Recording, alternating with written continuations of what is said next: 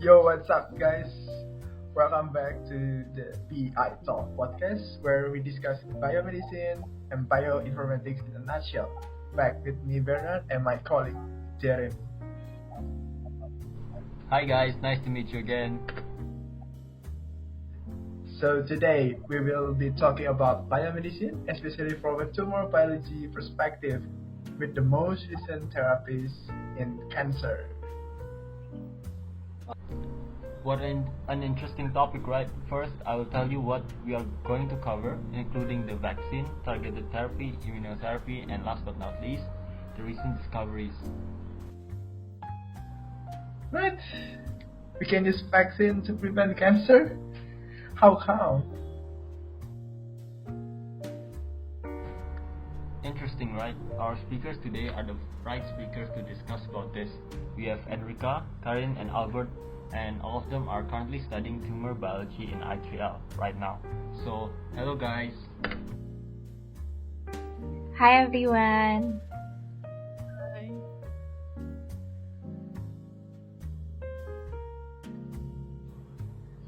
Okay, in order to understand this topic, I would like to suggest the viewers to know what is biomedicine in a nutshell by listening our first podcast, and the link will be posted in the description. And then, as a starter, we will jump on the topic that I'm really interested on, which is the immunotherapy. And I've seen this term circulating around the media social, but I believe this therapy was not really understood enough by common people. So, would you mind explaining what immunotherapy is? Anyone? Yeah, I can answer that. Yeah, let me answer that. Immunotherapy is a type of therapy that uses substances to stimulate or suppress the immune system to help the body to fight the cancer, infection and other diseases. But some of the types of immunotherapy only target certain cells of the immune system. Others may also affect the immune system in a general way, like a cascading signaling. The whole system, basically, something like that. Now, as we're focusing on the cancer therapy, this immunotherapy would target the cancer cells, basically. I see. I wonder what counts as cancer therapy. Okay, for that question, I think this can be answered logically, as these therapies or drugs can be counted as immunotherapy if it triggers our immune system to eradicate those cancer cells. And these therapies can be seen in many drugs or therapies, for example, in drugs with the ends with up are mostly monoclonal antibody drugs such as trastuzumab or rituximab, and both of these drugs are commonly used in treating breast cancers and chronic lymphocytic leukemia respectively. And other implementation of this can be things like vaccines, targeted therapies, and many others. So yeah. I gotta ask though, I've been hearing about this immunotherapy a lot. However, what makes them unique and popular? So, what makes immunotherapy unique and popular is that they could target specific cells. They will also enhance this cell capability to fight their target, in this case is the cancer cell, with the minimum advisory effect. Different from the conventional chemotherapy, where it targeted both the cancer cells as well as the healthy cells in our body, I think what makes chemotherapy attractive is that point. And also for years, scientists have searched for new ways of tackling cancer cells, where our immune system always failed to fight defensively against these cancer cells, which this immunotherapy could be our future hope. I see. That's interesting though, from our point of view as people that don't know anything about this. Yeah, it is, but I have a further question regarding the vaccine and immunotherapies. What makes them different from other vaccines, like the polio vaccines?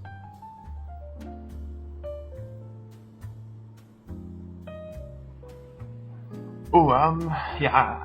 I can answer that. Yeah. A good question though. A lot of people get confused when people say immunotherapy vaccines. They generally things is to prevent cancer cells, right? So like the polio vaccine, you injected it, you take a polio vaccine before you contracted the disease. However, with immunotherapy vaccine, so vaccine against cancer cells, the vaccine doesn't mean is to prevent cancer in general, but is to fight the cancer. So it means that you already contracted the disease, means you already have cancer cells. Right? So when people say immunotherapy vaccines, they generally think to prevent cancer cells. Not that beautiful, right?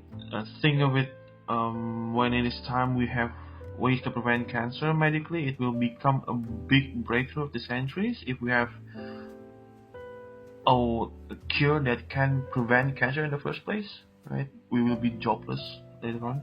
So we were talking about cancer vaccine in general, because immunotherapy categorized as the type of vaccine is a way to eliminate the cancer cells, not to prevent. Okay, rather than the cancer cells to happen the first time, that's basically generally the difference.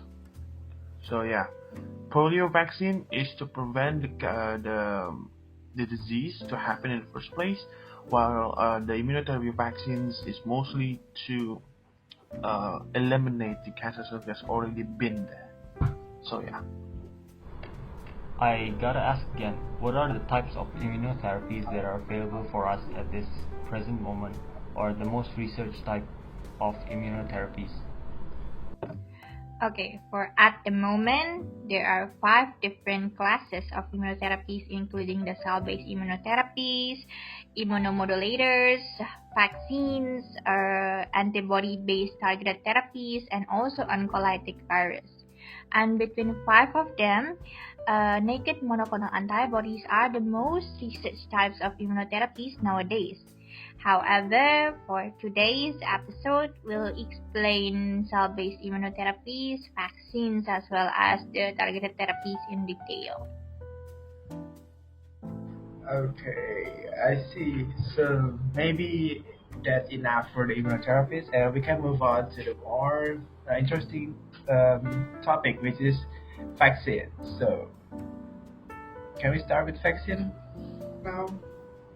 Sure, for vaccines, we will take examples from the HPV vaccines, which is a vaccine that is developed to prevent cervical cancer. Oh, that's interesting. Can you elaborate more on how this cancer vaccine works? Okay, so cancer treatments vaccine boost the immune system's ability to find and also destroy the antigens. And oftentimes, cancer cells have certain molecules called the cancer-specific antigen on their surface that healthy cells do not have. So when a vaccine gives these molecules to a person, the molecules act as antigen. They tell the immune system to find and destroy cancer cells that have these molecules on their surface. Some cancer vaccines are personalized. This means that they made only for one person, and this type of vaccine is produced from samples of the person's tumor that are removed during surgery. And other cancer vaccines that are not personalized and target certain cancer antigens that are not specific to an individual person. And a doctor gives these vaccines to people whose tumors have those antigens on the surface of the tumor cells. So what about the challenges for making this vaccine then?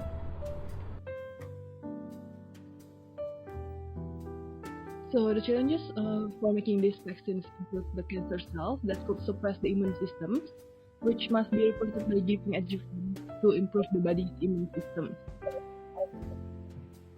Other than that, I think some people have a larger and more advanced tumor cells that might be harder to get rid of using only vaccines, or people that have weak immune systems like HIV positive people. So when yeah, when you have cancer, basically doctors would not just suggest that you take these medications, but also like the tumor resection, and then continued with radiotherapy, chemotherapy, and advanced medication and so. Okay, thank you for the explanation. So, and I have the following question, but maybe it's just my curiosity. So, I've also heard something about the multi-epitope vaccines. What about it? What is it? Can you tell me what it is?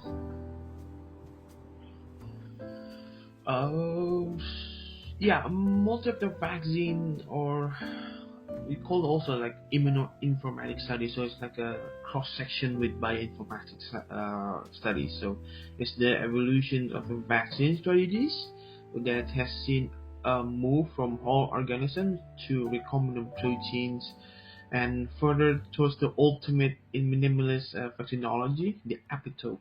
So the epitope-based approach is clearly compelling as only a relatively tiny but immunologically relevant sequence is often capable of inducing protective immunity against a large and a complex pathogen. Yes, and this simple CTL polyepitope, or we can call it as polytope strategy, may find application in the design of vaccines against several diseases such as EBV, HIV, as well as cancers. It's only the first topic of this session, but it's already quite interesting. How about we move on into our second topic, which is targeted therapy? Oh, sure. Well, so as you guys heard, there are a lot of different types of vaccine, right? Regarding vaccine in the cancer therapy. However, lately this day we were talking about something hot called target therapy. So, can you guys tell me about this?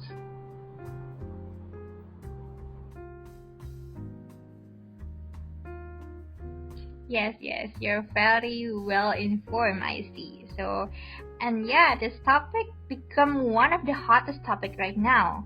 I think amongst researchers, the idea of targeting a single target without disrupting other molecules or pathway in our system, which if you might all know, differs than conventional chemotherapy, is quite the revolutionary idea.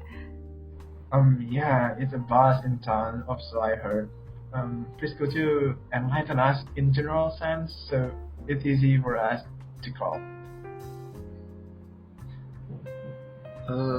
Yeah, I can have an discussion on that. So yeah, as Nico said, that this therapy targets a specific type of cell, in this case, cancer cells, right?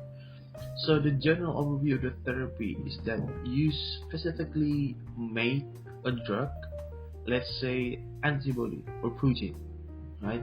And you will design this however you see fit so that this protein will bind to a specific target. So let's say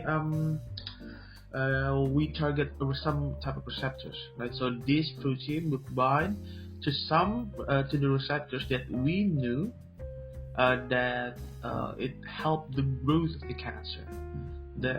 Therefore, we would design a protein that would act like a plug, let's say. So, therefore, the natural ligand that will bind to the receptors, right? They cannot undergo this binding. Therefore, there will be no signaling downstream. Right? Remember, if our cells need to do something, it needs to have a signaling.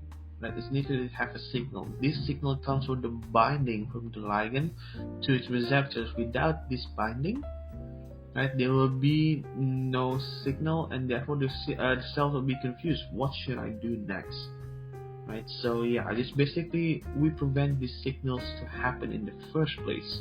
Some monoclonal antibodies are also referred to as a targeted therapy because they have a specific target on a cancer cell that aim to find, attach to, and to attack, basically. Yeah. I see. So basically, it's like a sniper, right? Picking its target carefully rather than running guns, blazing, and randomly shooting at targets. It may cause some friendly fire. Thank you, Albert. However, as we may know in the medical research field, that not all this wonderful technique may be applied yet. Is there any realization yet for this technique in the current clinical settings?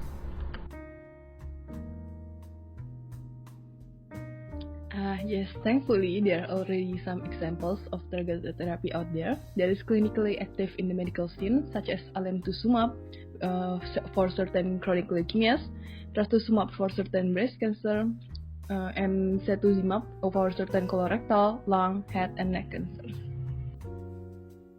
Oh, I see. So besides immunotherapy, vaccines, and target therapy, I also would like to ask about the immunoinformatics. I heard that last semester you guys did an immunotherapy project, right?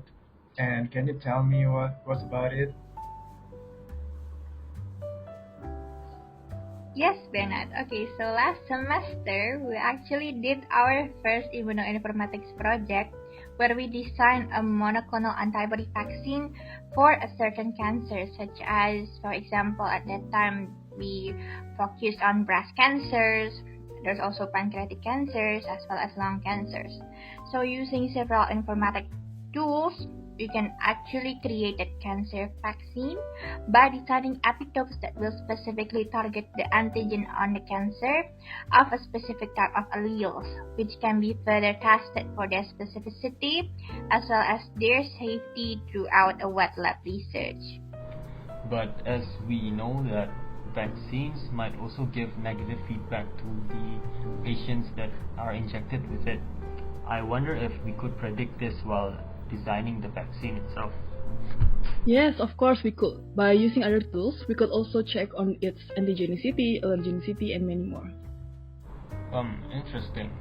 Oh, sorry guys. Okay, I think it was a good talk. However, we have come to the end of our journey from today's session. So I realized that tumor biology is an interesting topic after all, despite all the rumors regarding the classes you took, right? So that's all for today's podcast. In our next episode, we'll be talking about biomedicine and infectious diseases. Stay tuned for the next segment of our podcast. Thank you for the speakers. Bye bye. Goodbye. Thank you guys. See you next time. Bye!